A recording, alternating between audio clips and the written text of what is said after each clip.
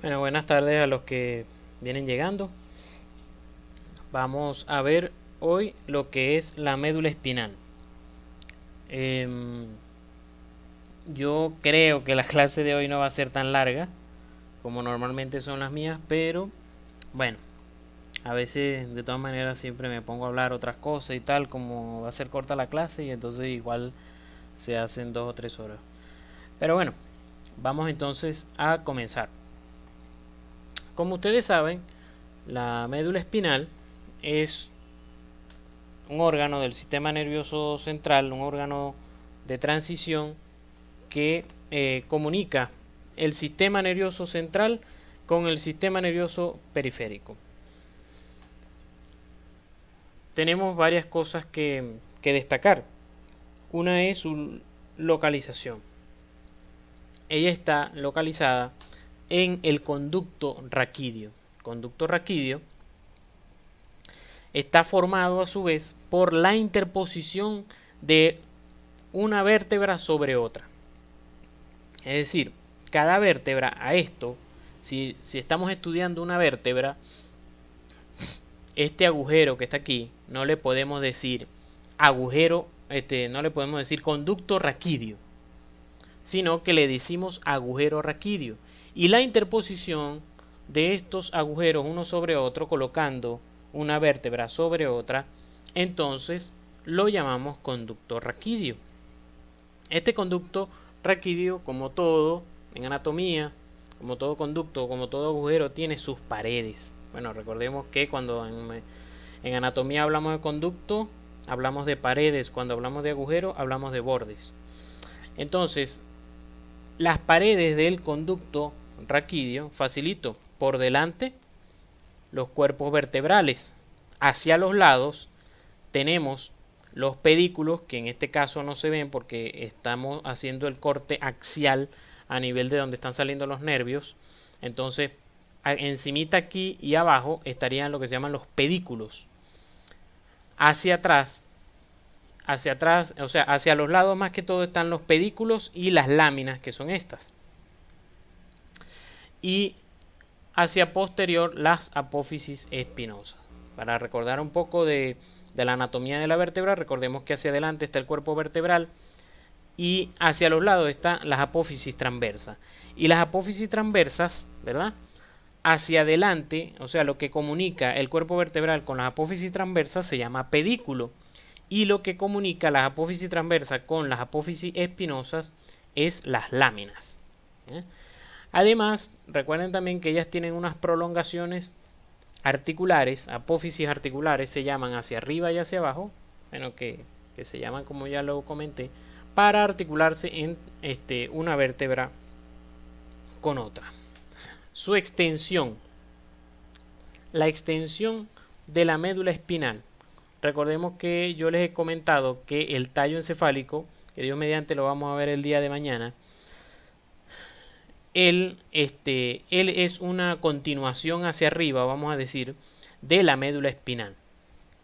El tallo encefálico es como decir la médula espinal, pero de la cabeza y cuello, porque recordemos que la médula espinal nos da nervios para el cuello y hacia abajo, y los nervios de la cabeza, ¿dónde están? ¿De dónde van a salir? Bueno, de una médula espinal especial de el sistema nervioso central que se llama tallo encefálico, o por eso se llama médula oblonga, médula oblicua. Entonces, la médula espinal va a ir desde la decusación de las pirámides, se llama así. Usted me va a preguntar, ¿y qué es eso? ¿Con qué se come eso? ¿Dónde es eso? Bueno, eso lo vamos a ver mejor mañana en en tallo encefálico. ¿Qué nivel es ese que llamamos decusación de las pirámides? Entonces va desde un sitio en la médula, en el tallo encefálico muy inferior, que se llama decusación de las pirámides, de allí hacia abajo es médula espinal. Y ella se extiende hasta nivel L1, L2, aproximadamente entre L1 y L2. Es decir, la médula espinal no llega hasta el sacro, sino que llega hasta nivel de entre L1 y L2. Hay libros que te dicen el borde inferior de L1, aunque aquí está un poco más prolongado, pero sería hasta este nivel exactamente. L1 y L2. Desde la decusación de las pirámides hasta L1 y L2. Ella tiene ensanchamientos. Recordemos que aquí hay neuronas. Dentro de la médula espinal hay cuerpos neuronales en esto que es sustancia negra. Ustedes dirán, profe, pero eso es blanco. Claro, como usted es hombre, no sabe los colores. Pero yo siempre he dicho así, que cuando hablamos de colores, es mejor, los hombres mejor nos quedamos tranquilos. Bueno, lo cierto es que esto tiene un color diferente, no es que estoy daltónico, sino que porque estos son cortes histológicos. Entonces, creo que vi una pregunta por ahí o a lo mejor algún comentario. Si tienen alguna pregunta lo pueden hacer, pero a lo mejor no la veo un poco hasta que avance y que, como siempre les pregunto, ¿vamos bien hasta aquí? Entonces, esto, la parte interna es sustancia negra, pues es sustancia gris, y lateral es sustancia blanca, contrario a lo que es el cerebro. El cerebro tiene sustancia blanca, sustancia gris en la corteza cerebral es sustancia gris y la parte interna es sustancia blanca. Bueno, lo cierto es que estamos aquí con los ensanchamientos, ¿verdad? Es decir, que la médula espinal no es del mismo diámetro en toda su extensión, sino que a nivel cervical hay un ensanchamiento y a nivel lumbar hay otro ensanchamiento, o toracolumbar más que todo. ¿Por qué ocurre esto? Bueno, porque sencillamente vamos a suponer aquí a nivel torácico que no hay ensanchamiento y nosotros hacemos un corte a ese nivel y nosotros vamos si nosotros pudiéramos microscópicamente tomar neuronas de allí, son puras neuronas que van a los espacios intercostales, a las costillas y ya. En cambio, a nivel cervical, recordemos que está el plexo braquial. Entonces, por ejemplo, si hacemos un corte a nivel de, supóngase, C7, entonces C7 solamente no va a un sitio específico como serían las costillas, ¿verdad? Que es unos musculitos poquitos y ya, sino que tienen que haber muchas neuronas porque C7 le da al nervio radial, le da al músculo cutáneo, le da al nervio mediano, le da a varios nervios, neuronas, y por lo tanto todas tienen que caber allí en el mismo segmento medular. Entonces, por lo tanto, existen ensanchamientos donde hay plexos, que sería a nivel cervical y a nivel lumbar. De una vez explico qué es un segmento medular. Un segmento medular es un pedazo de la médula que va de una vértebra a otra. Entonces, por lo tanto, si hay vértebra C1 o vértebra C2, entonces por lo tanto hay segmento medular C1, segmento medular C2, que ese segmento medular va a dar el nervio C1 y va a dar el nervio C2. Entre la base del cráneo y C1, entre la base del cráneo y C1, sale el nervio C1. Entre C1 y C2 sale el nervio C2. Ese nervio lleva neuronas que son del segmento medular, neuronas motoras y sensitivas que son del segmento medular, por supuesto, C1. La médula espinal, como ustedes saben, está rodeada por meninges que las vamos a describir ahorita. Bueno, resulta que las meninges si terminan un poco más hacia abajo. Es como, imagínense que tienen un condón, ¿verdad? Tienen un condón y van a meter una zanahoria. Pero resulta que el condón es más largo que la zanahoria. Entonces ustedes meten la zanahoria dentro del condón. La zanahoria llega hasta el E1, L2, pero el condón llega más largo, que es la envoltura, valga la redundancia, que está envolviendo a la médula espinal. Al final, en la punta del condón, en la punta de estas capas que son las meninges, sale una prolongación que se llama filum terminale. Es un ligamento que sigue bajando y llega hasta la punta del coxis. En la punta del coxis se inserta para que la médula espinal no se mueva. Es decir, para que ella no esté subiendo y bajando con los movimientos de uno, sino que está fija allí abajo. Es uno de los medios de fijación de la médula espinal. Entonces, ¿qué sucede? Fíjense, profe, pero aquí si esto es el sacro, esto es L4, esto es L5. ¿Qué hacemos aquí si la médula espinal no llega aquí? Bueno, sencillamente la médula espinal, o sea, la médula espinal termina arriba, pero ¿qué pasa con los nervios L3, L4, L5? No existen, sí existen, ellos siguen saliendo del cono medular, que el cono medular es la parte terminal de la médula espinal, siguen bajando y entonces salen por su respectivo agujero. Es decir, como esta vértebra es L4, entonces este es el nervio L4. Después sale aquí más abajo, se despide, chaito, nos vemos, sale L5. Después aquí abajo sale S1, S2, S3, y entonces más adelante forman el plexo lumbosacro. En este nivel, esto es lo que quiere mostrar el dibujo. Aquí, que yo les voy a mostrar un poquito más de eso, antes que me vayan a preguntar. Porque yo sé que a ustedes les gusta preguntar, pero eso es bueno porque ese es el interés. Pero no me pregunten de hernia hasta que terminemos la clase. Aquí vemos una hernia discal, es decir, el disco se rompe y sale una bolita. ¿La ven aquí? Fíjense que aquí no se ve la bolita. Aquí está la bolita y entonces comprime el nervio. El nervio puede ser comprimido a este nivel o puede ser comprimido cuando está saliendo. Aquí que vamos a ver unas más adelante. Este nervio aquí se está comprimiendo por la bolita que es la hernia. Como les digo, hay otras foticos más adelante de las hernias. Ok, entonces la médula espinal, ¿verdad? Está envuelta por meninges que se tienen que aprender. Tanto así como nos las aprendimos a nivel cerebral, son súper importantísimas las meninges a nivel medular. Entonces, son las mismas capas que habían para el cerebro. Están la dura madre, ¿verdad? Está la dura madre. Debajo está la aracnoides.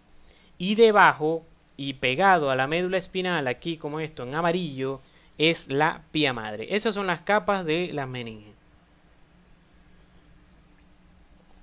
Entonces, no solamente nos tenemos que aprender las meninges como tal, sino los espacios que hay alrededor de ellos. Fíjense que esto es un corte sagital de la médula espinal. Si no se acuerdan de los planos anatómicos, pueden ver en mi video sobre introducción a la anatomía. Entonces, ustedes ven que hay como unos espacios. Bueno, ¿se acuerdan que le estaba diciendo, no? La zanahoria, ¿verdad? Es la médula espinal y el condón que la envuelve son las meninges. Entonces, fíjense que la médula espinal no está apretada dentro de la meninge, sino que pareciera que le sobrara, le flotara. Ese espacio que le sobra es un espacio llamado subaracnoideo, porque es un espacio entre la pía madre y la aracnoides. Entre la pía madre, que es amarillo aquí, y la aracnoides, que es la rosada. Se llama aracnoides esta capa porque envía unas prolongaciones como estas raíces nerviosas pero que no se ven aquí, envía unas prolongaciones desde el aracnoides hasta la pia madre para ayudar a sostener la médula espinal. Esas prolongaciones parecen unas paticas de una araña y por eso se llama aracnoides.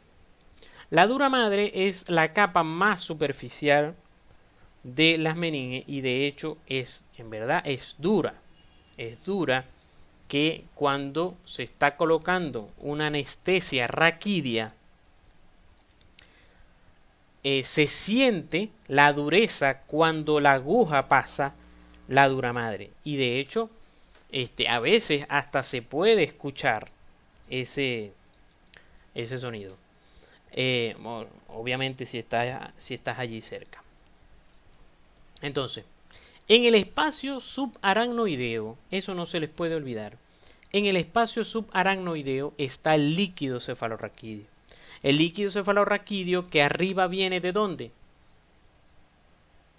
Viene del mismo espacio subaracnoideo que está alrededor del cráneo.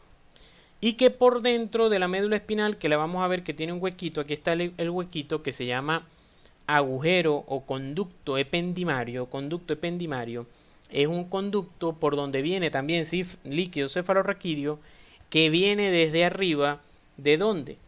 Del cuarto ventrículo cerebral. Entonces, esta es una pregunta esto que les voy a explicar es una pregunta fija que hacía el doctor Guanipa en Morfo 3. ¿Cuáles son las capas que atraviesa una aguja cuando se le va a colocar una anestesia raquídea a un paciente o también cuando se va a tomar, se va a hacer se va a tomar líquido cefalorraquídeo, se va a tomar una muestra de líquido cefalorraquídeo, lo que llamamos punción lumbar? Entonces, la aguja pasa piel, tejido celular subcutáneo, músculo epiespinoso, si se acuerdan de Morfo 2, músculo interespinoso, sería epiespinoso, interespinoso. Después viene ligamento amarillo. Ligamento amarillo. Detrás de las vértebras, detrás de los cuerpos vertebrales, o bueno, vamos a comenzar aquí. Delante de las vértebras pasa el ligamento espinal anterior. Ligamento espinal anterior que ayuda a sostener las vértebras. Después viene detrás de los cuerpos vertebrales un ligamento espinal posterior. Y en el conducto raquídeo vimos que por delante está el ligamento espinal posterior. Ligamento espinal posterior en la parte anterior del conducto raquídeo. Y en la parte posterior está lo que se llama ligamento amarillo. El ligamento amarillo entonces es traspasado por la aguja después del músculo interespinoso. Pasamos ligamento amarillo y llegamos a un espacio que lo llamamos, ¿verdad? Subaracnoideo. Bueno, se llama espacio epidural porque está por encima de la dura madre. Epidural. Por debajo de entonces la aguja pasa ligamento amarillo, espacio epidural, paso dura madre, paso el espacio subaracnoideo, paso el espacio subdural, o sea, después de la dura madre, ¿verdad?, viene el espacio subdural. El espacio subdural prácticamente es nulo, porque ellas están muy pegaditas lo que es la dura madre con la aracnoide. Pero se debe mencionar. Espacio subdural, después entonces caemos en la aracnoides y después de la aracnoides caemos en el espacio subaracnoideo. Entonces, hay dos sitios donde se coloca la anestesia que normalmente llamamos que se coloca en la columna. hay una anestesia que va en el espacio epidural. Una anestesia que va en el espacio epidural. ¿Cómo sabe el anestesiólogo que llegó al espacio epidural? Porque va a llegar un momento en que no pasa más, porque la duramadre lo impide. Entonces, obviamente, no debe forzar para no llegar, no traspasar la duramadre, que es esta aguja que está aquí, en el espacio epidural. En el espacio epidural. Esta anestesia normalmente dura menos. Normalmente donde las he visto colocar es cuando hay una cesárea, que normalmente una cesárea es 1 hora, en promedio 1 hora. Entonces se puede colocar epidural. Pero si es una intervención que dura más tiempo, entonces normalmente se traspasa la duramadre y se coloca la anestesia en el líquido cefalorraquídeo. Por supuesto que la cantidad, el tipo de anestesia, la mezcla de anestesia van a ser completamente diferentes debido a las propiedades fisiológicas del líquido cefalorraquídeo y de lo que es el espacio epidural. Otra cosa aquí, de una vez para que lo tomen en cuenta, ¿cómo sabe en qué espacio lo va a colocar? Bueno, por lo que acabamos de ver, eso es una de las cosas que tienen que saber. Como vemos que la médula espinal llega hasta entre L1 y L2, por encima de allí no se puede colocar la anestesia porque le vas a dar a la médula espinal. Si le das a la médula espinal, vas a apoyar a las neuronas y entonces el paciente va a presentar limitación en sus miembros inferiores, etc. Entonces, por lo tanto, donde se coloca la anestesia siempre es debajo del tercer, cuarto espacio intervertebral. ¿Cómo sabes dónde es? ¿Te pones a contar las vértebras de la cervical hasta abajo? No.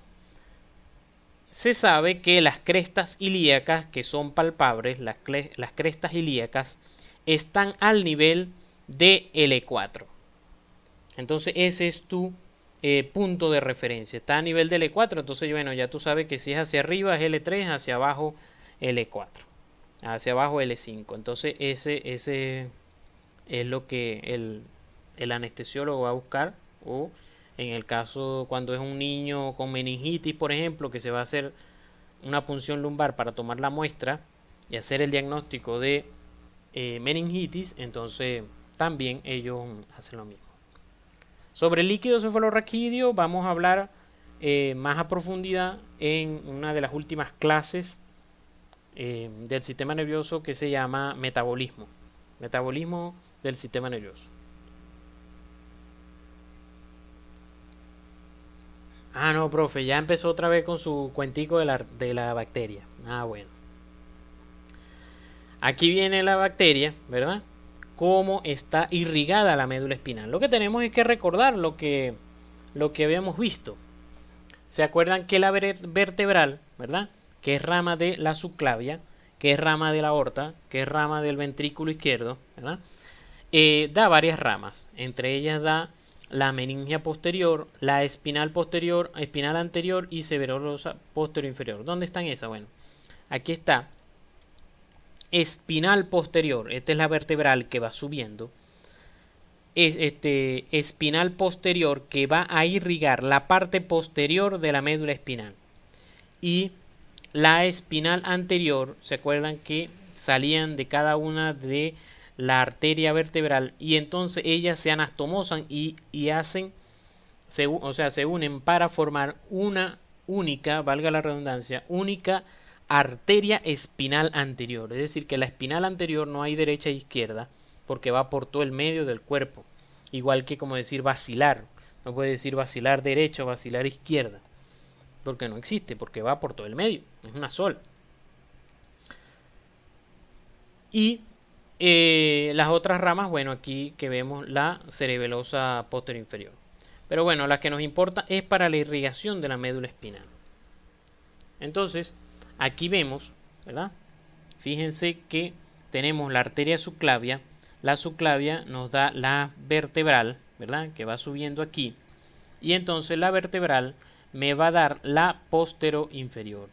La inferior que va irrigando a la médula espinal. Fíjense que las inferiores, pues las inferiores son dos, son derecha e izquierda, que la está dando cada una de las dos vertebrales.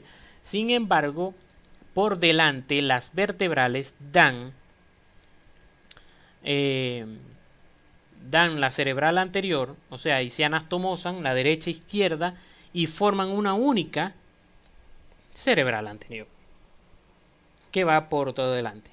Obviamente reciben ayuda de varias ramitas de la misma vertebral y de las intercostales a nivel torácico y eso, porque obviamente la vertebral no va a poder dar abasto a toda la médula espinal que llega hasta la zona lumbar. Aquí tenemos otro dibujito, ¿verdad? Con las meninges. Tenemos la dura madre, la aracnoides y la pia madre, y entre la pia madre y la aracnoides vemos cómo va la espinal anterior y las dos espinales posteriores. Dos espinales posteriores, una espinal anterior.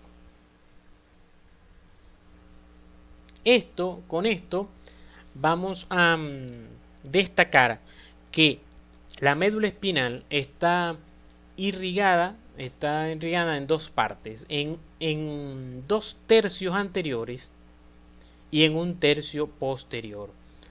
El tercio anterior, los 2/3 anteriores, fíjense que la línea no la pasé por aquí por todo el medio, sino que la pasé más atrás, de tal manera que la arteria espinal anterior se encarga de la irrigación de los 2/3 anteriores de la médula espinal. Es decir, ella sola se encarga de 2/3. En cambio, estas dos flojas, que son las espinales posteriores, que son dos, solamente se van a encargar de 1/3. ¿Ven? Vamos a decir una mnemotecnia al contrario.